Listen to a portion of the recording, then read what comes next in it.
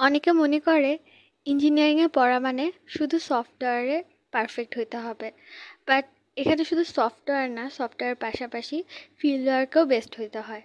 আর আমাদের প্রচুর ফিল্ড ওয়ার্কে যেতে হয়, প্রচুর সার্ভে থাকে।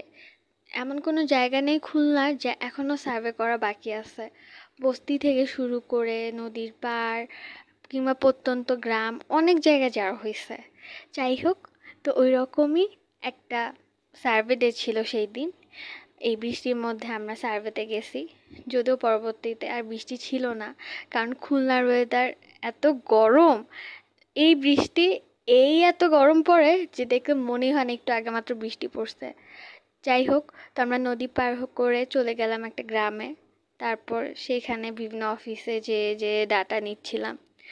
আর এই তো, এই ডাটা নেওয়ার পর রিপোর্ট দেন, আরও অনেক কাজ আছে। বলতে গেলে পুরো একটা প্রজেক্ট দেয় আমাদের।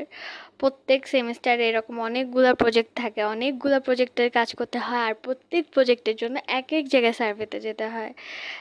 এটা প্রথম আমার কাছে খুব পেইন লাগতো, বাট আসলে যে কোনো ডিপার্টমেন্টে যেই সাবজেক্টেই পড়ো না কেন তুমি, তোমাকে পরিশ্রম করতেই হবে।